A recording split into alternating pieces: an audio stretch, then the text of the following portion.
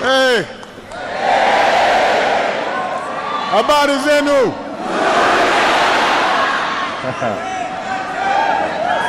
Wakenya Impio! It is great to be back in Kenya.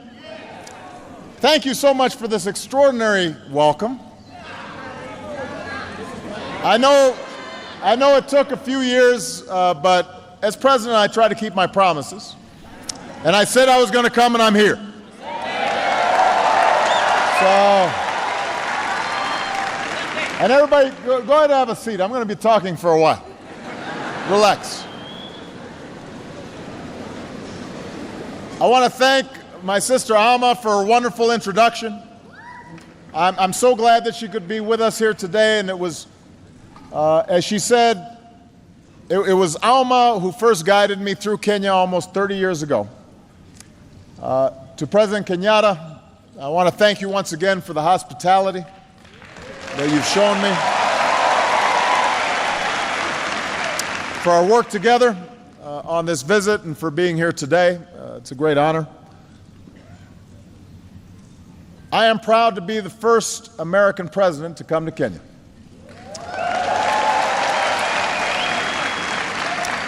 And of course, I'm the first Kenyan American to be president of the United States.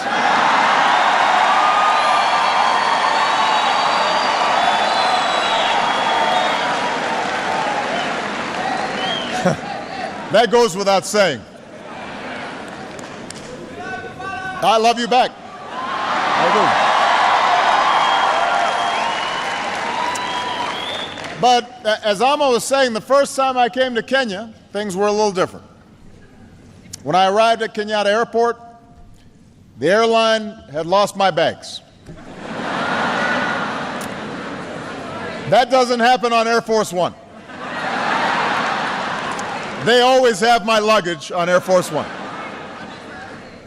As she said, Alma picked me up in an old Volkswagen Beetle. And I think the entire stay I was here, it broke down 4 or 5 times. We'd be on the highway, we'd have to call the Joakali. He'd bring his tools. We'd be sitting there waiting. And I slept on a cot in her apartment.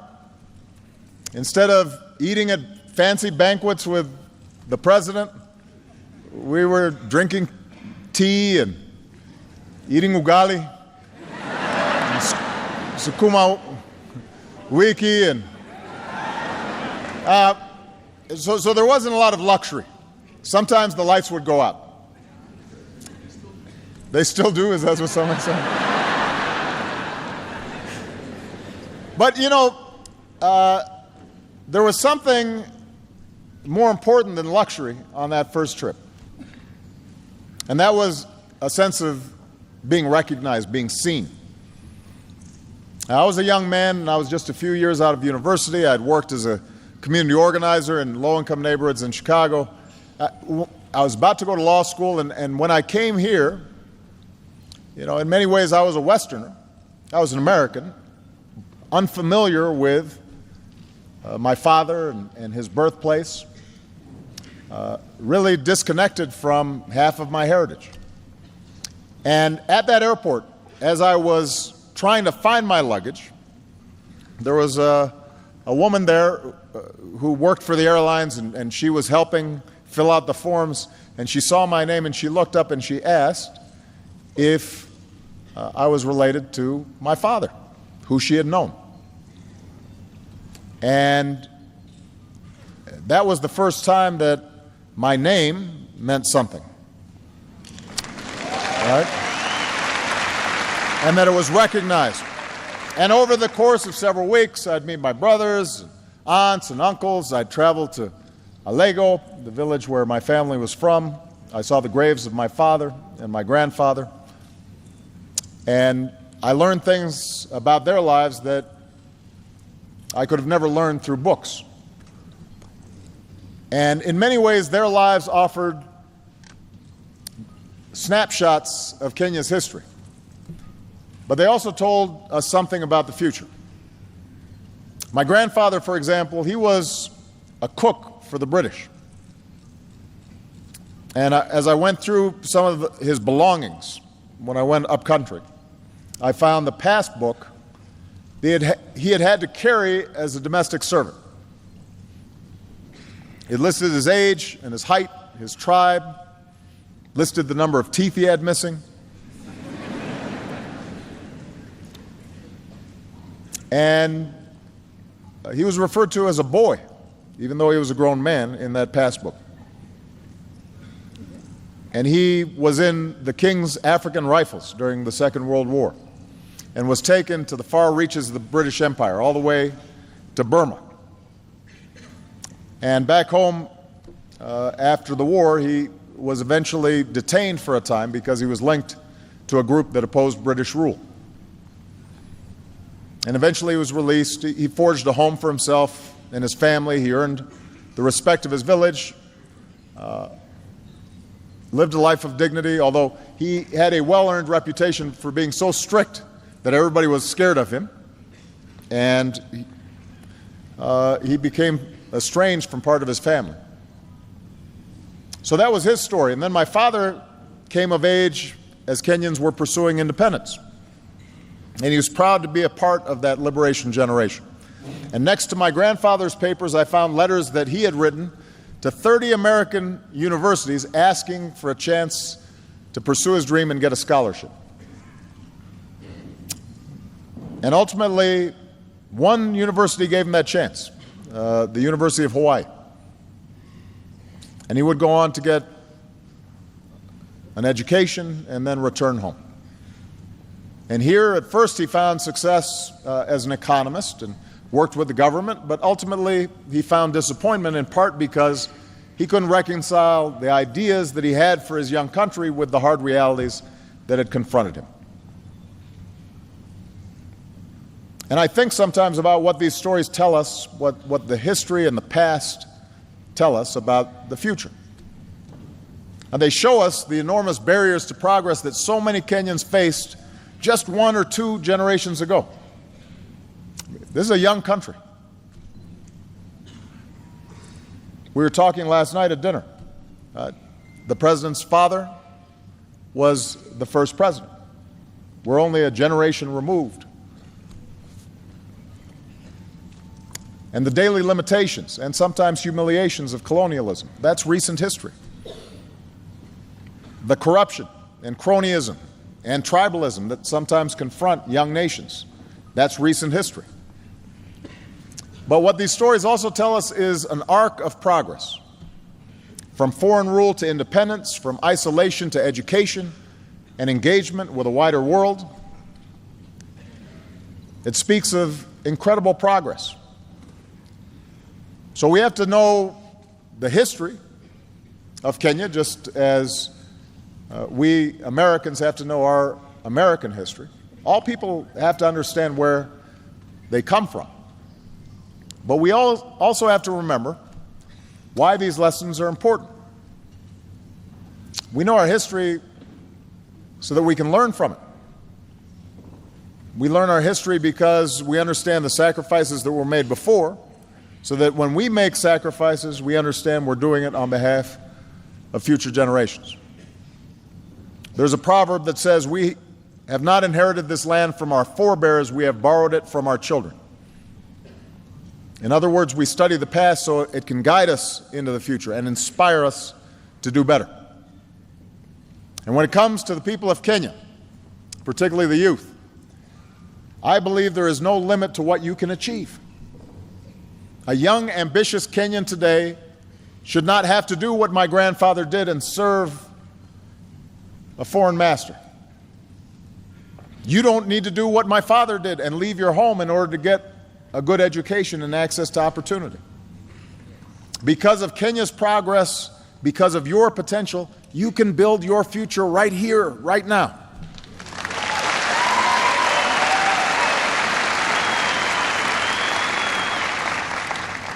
Now, like any country, Kenya is far from perfect, but it has come so far in just my lifetime.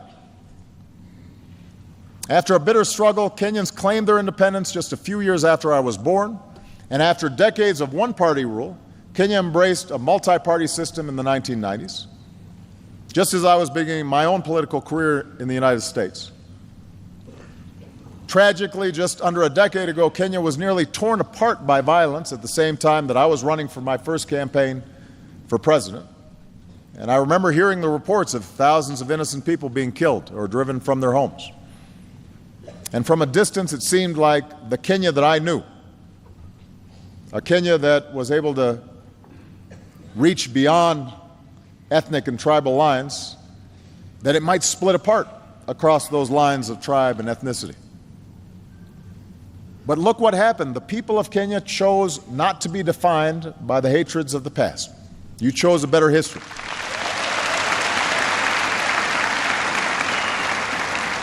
The voices of ordinary people and political leaders and civil society did not eliminate all these divisions, but you addressed the divisions and differences peacefully. And a new constitution was put in place declaring that every person has inherent dignity and the right to have that dignity respected and protected. A competitive election went forward, not without problems, but without the violence that so many had feared. In other words, Kenyans chose to stay together. You chose the path of Harambee. And in part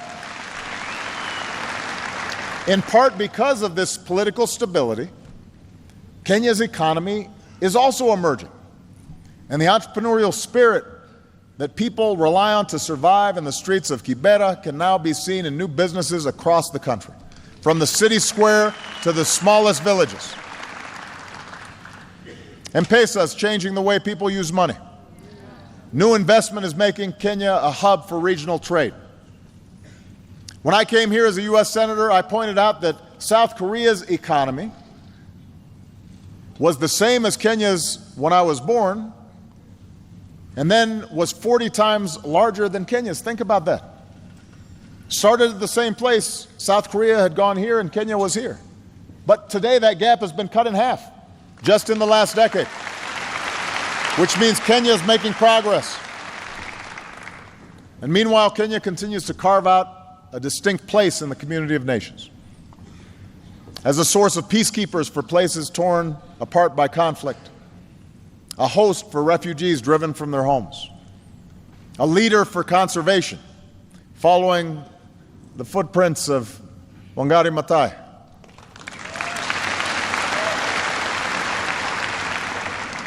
Kenya is one of the places on this continent that truly observes freedom of the press and their fearless journalists and courageous civil society members. And in the United States, we see the legacy of Kip Keino every time a Kenyan wins one of our marathons.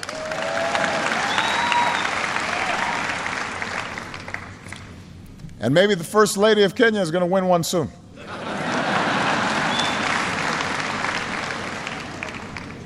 I told the President he has to start running with his wife. We want him to stay fit. So there's much to be proud of, much progress to lift up. It's a good news story. But we also know the progress is not complete. There are still problems that shadow ordinary Kenyans every day. Challenges that can deny you your livelihood and sometimes deny you lives. As in America and so many countries around the globe, economic growth has not always been broadly shared. Sometimes people at the top do very well, but ordinary people still struggle. Today, a young child in Nyanza province is 4 times more likely to die than a child in Central province, even though they are equal in dignity in the eyes of God. That's a gap that has to be closed. A girl in Rift Valley is far less likely to attend secondary school than a girl in Nairobi. That's a gap that has to be closed. Across the country, one study shows corruption costs Kenyans 250,000 jobs every year, because every shilling that's paid as a bribe could be put into the pocket of somebody who's actually doing an honest day's work.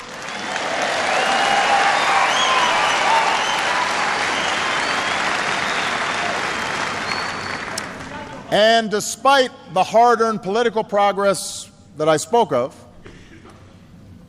those political gains still have to be protected.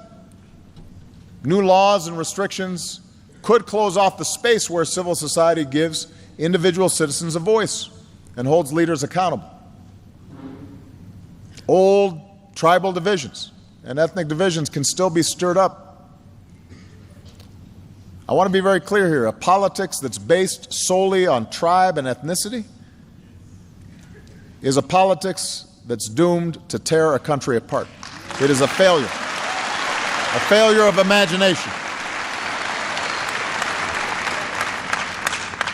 Of course, here in Kenya, we also know the specter of terrorism has touched far too many lives, and we remember the Americans and Kenyans who died side by side in the attack on our embassy in the 90s. We remember the innocent Kenyans who were taken from us at Westgate Mall.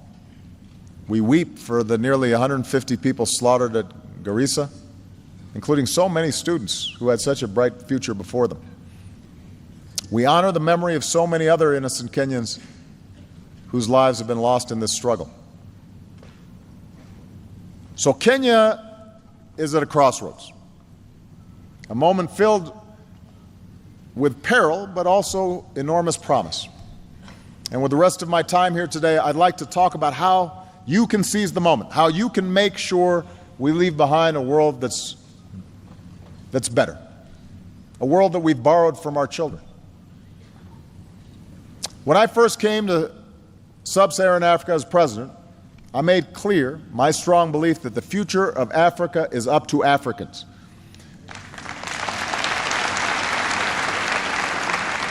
For too long, I think that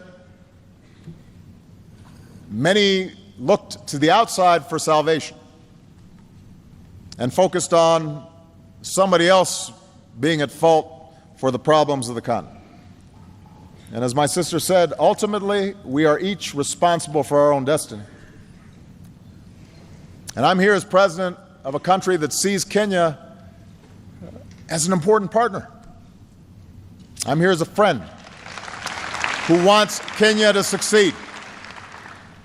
And the pillars of that success are clear: strong democratic governance, development that provides opportunity for all people and not just some, a sense of national identity that rejects conflict for a future of peace and reconciliation. And today we can see that future for Kenya on the horizon, but tough choices are going to have to be made in order to arrive at that destination. In the United States, I always say that what makes America exceptional is not the fact that we're perfect. It's the fact that we struggle to improve. We're self-critical. We work to live up to our highest values and ideals, knowing that we're not always going to achieve them perfectly, but we keep on trying to perfect our union. And what's true for America is also true for Kenya. You can't be complacent and accept the world just as it is. You have to imagine what the world might be and then push and work towards that future. Progress requires that you honestly confront the dark corners of our own past,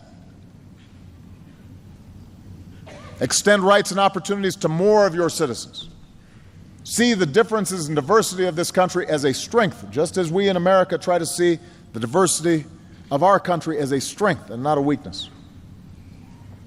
So you can choose the path to progress, but it requires making some important choices. First and foremost, it means continuing down the path of a strong, more inclusive, more accountable, and transparent democracy.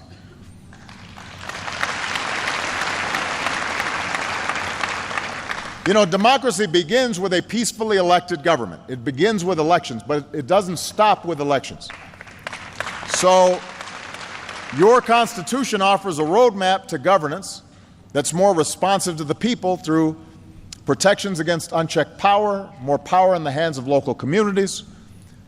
For this system to succeed, there also has to be space for citizens to exercise their rights. And we saw the strength of Kenya's civil society in the last election when groups collected reports of incitement so that violence could be stopped before it spun out of control. And the ability of citizens to organize and advocate for change, that's the oxygen upon which democracy depends. You know, democracy is sometimes messy, and for leaders, sometimes it's frustrating. Democracy means that somebody's always complaining about something. Nobody is ever happy in a democracy about their government. If you make one person happy, somebody else is unhappy. Then sometimes somebody who you made happy, later on they're not happy. They say, "What have you done for me lately?" But that's the nature of democracy. That's why it works, is because it's constantly challenging leaders to up their game and to do better. And such civic participation and freedom is also essential for rooting out the cancer of corruption. Now, I want to be clear. Corruption is not unique to Kenya. I mean, I want everybody to understand that there's no country that's completely free of corruption. Certainly, here in the African continent, there are many countries that deal with this problem, and I want to assure you I speak about it wherever I go, not just here in Kenya. So I don't want everybody to get too sensitive. But the fact is, too often, here in Kenya, as is true in other places, corruption is tolerated because that's how things have always been done. People just think that that is sort of the normal state of affairs.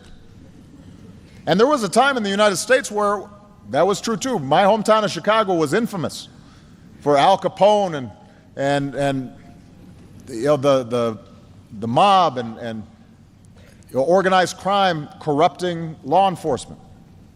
But what happened was that over time people got fed up, and leaders stood up and they said, "We're not going to play that game anymore."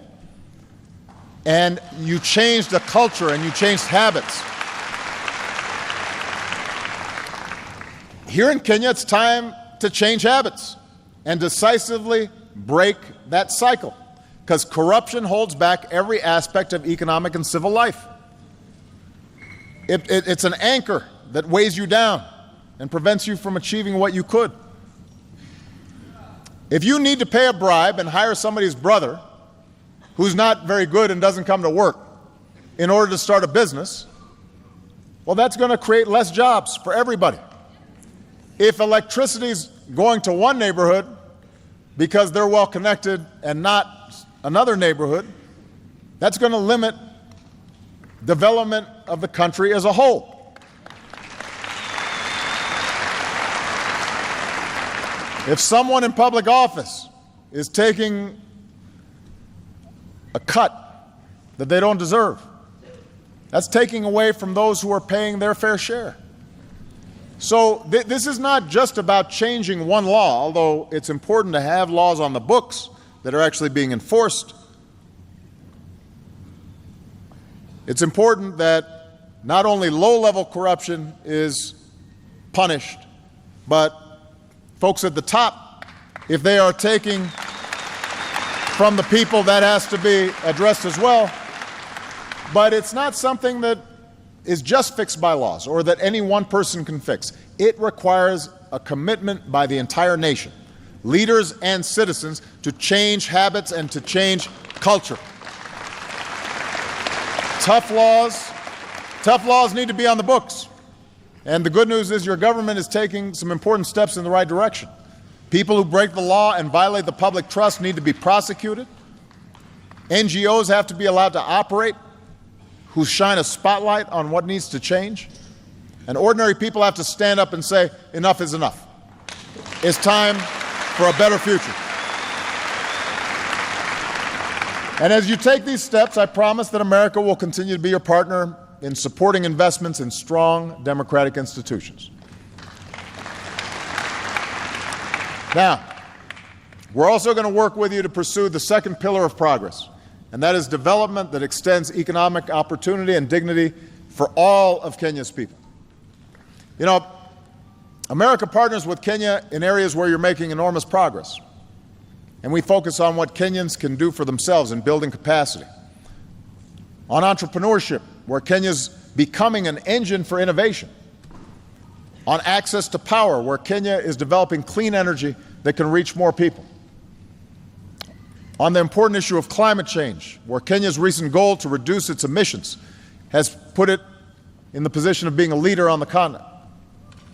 On food security, where Kenyan crops are producing more to meet the demands of your people and a global market. And on health, where Kenya has struck huge blows against HIV, AIDS, and other diseases, while building up the capacity to provide better care in your communities. America is also partnering with you on an issue that's fundamental to Kenya's future. We are investing in youth. We are investing in the young people of Kenya and the young people of this continent. Robert F. Kennedy once said, "It is a revolutionary world that we live in, and it is the young people who must take the lead." It's the young people who must take the lead. So through our Young African Leaders Initiative, we are empowering and connecting young people. Connecting young people from across the continent who are filled with energy and optimism and idealism and are going to take Africa to new heights. And these young people, they're not weighed down by the old ways. They're creating a new path. And these are the elements for success in this 21st century.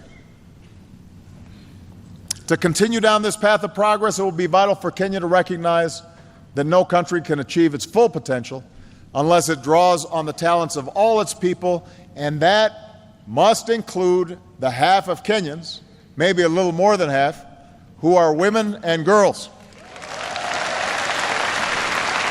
Now, I'm going to spend a little time on this just for a second. Every country and every culture has traditions that are unique and help make that country what it is. But just because something is a part of your past doesn't make it right. It doesn't mean that it defines your future. You know, look at us in the United States. Recently, we've been having a debate about the Confederate flag. Some of you may be familiar with this. This was a symbol for those states who fought against the Union to preserve slavery. Now, as a historical artifact, it's important. But some have argued that it's just a symbol of heritage that should fly in public spaces. The fact is, it was a flag that flew over an army that fought to maintain a system of slavery and racial subjugation. So we should understand our history, but we should also recognize that it sends a bad message to those who were liberated from slavery and oppression. And in part because of unspeakable tragedy that took place recently, where a young man who was a fan of the Confederate flag and racial superiority shot helpless people in a church, more and more Americans of all races are realizing now that that flag should come down. Just because something's a tradition doesn't make it right. Well, so around the world, there is a tradition of repressing women and treating them differently and not giving them the same opportunities, and husbands beating their wives, and children not being sent to school. Those are traditions. Treating women and girls as second-class citizens, those are bad traditions. They need to change. They're holding you back.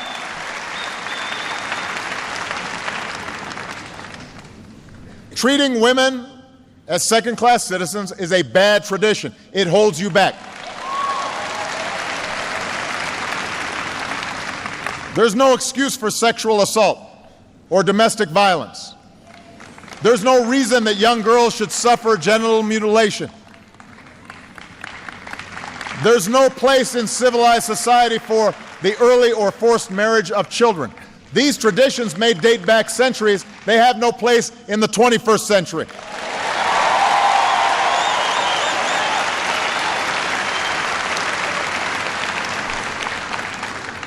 These are issues of right and wrong in any culture. But they're also issues of success and failure. Any nation that fails to educate its girls or employ its women and allowing them to maximize their potential is doomed to fall behind in the global economy. You know, we're in a sports center. Imagine if you have a team and you don't let half of the team play.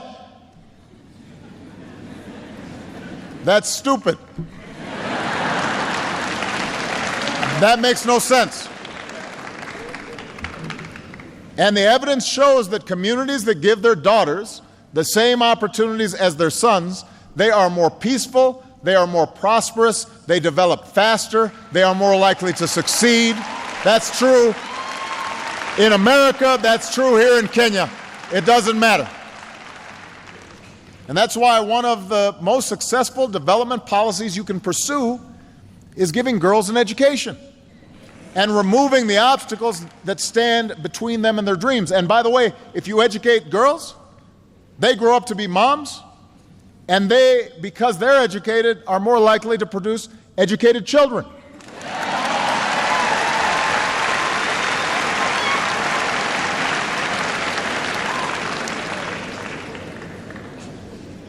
So, Kenya will not succeed if it treats women and girls as second-class citizens. I want to be very clear about that. Now, this leads me to the third pillar of progress, and that's choosing a future of peace and reconciliation. There are real threats out there. President Kenyatta and I spent a lot of time discussing the serious threat from al-Shabaab that Kenya faces. The United States faces similar threats of terrorism. We are grateful for the sacrifices made by Kenyans on the front lines as part of AMISOM. We're proud of the efforts. We're proud of the efforts that we're making to strengthen Kenya's capabilities through our new security governance initiative. We're going to stand shoulder to shoulder with you in this fight against terrorism for as long as it takes. But as I mentioned yesterday, it is important to remember that violent extremists want us to turn against one another. That's what terrorists typically try to exploit. They know that they are a small minority. They know that they can't win conventionally. So what they try to do is target societies where they can exploit divisions. That's what happens in Iraq. That's what happens around the world. That's what happened in Northern Ireland. Terrorists who try to sow chaos, they must be met with force, and they must also be met, though, with a forceful commitment to uphold the rule of law and respect for human rights, and to treat everybody who's peaceful and law-abiding fairly and equally. Extremists who prey on distrust must be defeated by communities who stand together and stand for something different. And the most important example here is that the United States and Kenya both have Muslim minorities, but those minorities make enormous contributions to our countries. These are our brothers, they are our sisters, and so in both our countries we have to reject calls that allow us to be divided. This is true for any diverse society. And Kenya is rich with diversity, with many dozens of tribes and ethnicities and languages and religious groups. And time and again, just as we've seen the dangers of religious or ethnic violence, we've seen that Kenya is stronger when Kenyans stand united with a sense of national identity. That was the case on December 12th, 1963, when cities and villages across this country celebrated the birth of a nation. It was true in 2010, when Kenya replaced the anarchy of ethnic violence with the order of a new constitution. So we can all appreciate our own identities, our bloodlines, our beliefs, our backgrounds. That tapestry is what makes us who we are. But the history of Africa, which is both the cradle of human progress and a crucible of conflict, shows us that when we define ourselves narrowly, in opposition to somebody just because they're of a different tribe or race or religion, and we ignore who's a good person or a bad person, are they working hard or not, are they honest or not, are they peaceful or violent, when we start making distinctions solely based on status and not what people do, then we're taking the wrong path, and we inevitably suffer in the end. This is why Martin Luther King called on people to be judged not by the color of their skin, but the content of their character.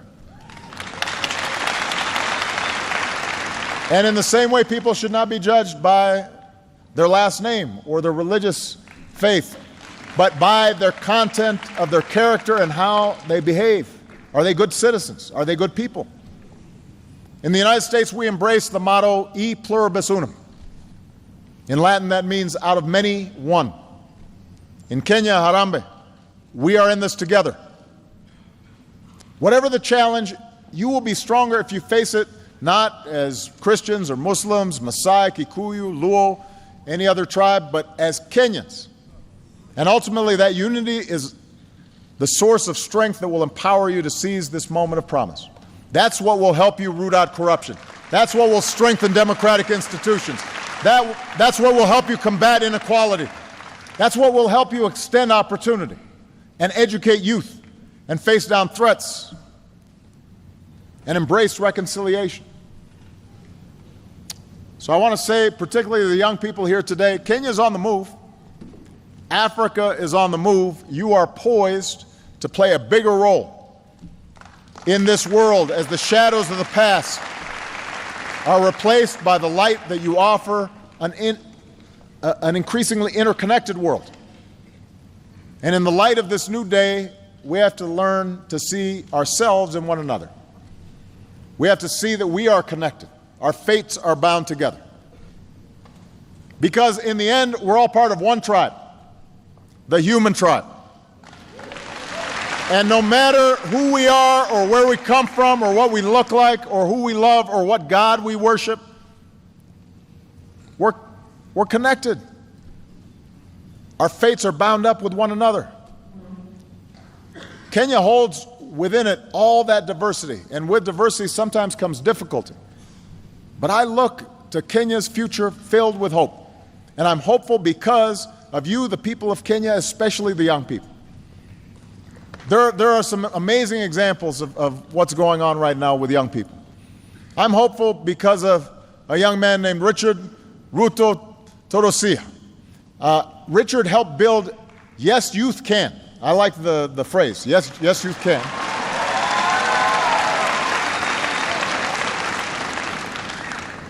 It became one of the most prominent civil society organizations in Kenya with over 1 million members. And after the violence of 2007, 2008, Yes, Youth Can stood up to incitement, helped bring opportunity to young people in places that were scarred by conflict. That's the kind of young leadership that we need. I'm hopeful because of a young woman named Josephine Kulea. So Josephine founded Samburu Girls Foundation, and she's already helped to rescue over 1,000 girls from abuse and forced marriage and helped place them in schools. A member of the Samburu tribe herself, she's personally planned rescue missions to help girls as young as 6 years old. And she explains that the longer a girl is in school, everything for her income, for her family, for this country, everything changes. She gives me hope. I'm hopeful because of a young woman named Jamila Abbas.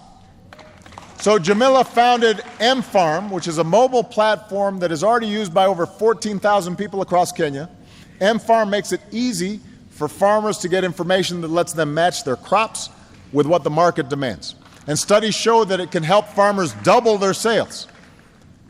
So here's what Jamila said. I love Kenya because you feel you are home anywhere you go.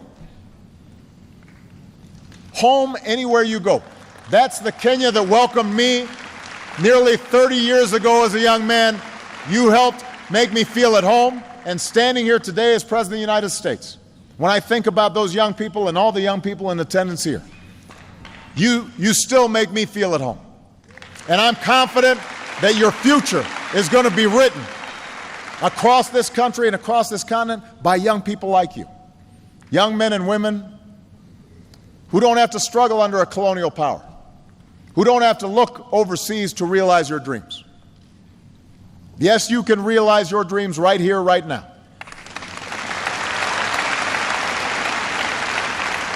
We have not inherited this land from our forebears. We have borrowed it from our children. So now's the time for us to do the hard work of living up to that inheritance, of building a Kenya where the inherent dignity of every person is respected and protected, and there's no limit to what a child can achieve. I am here to tell you that the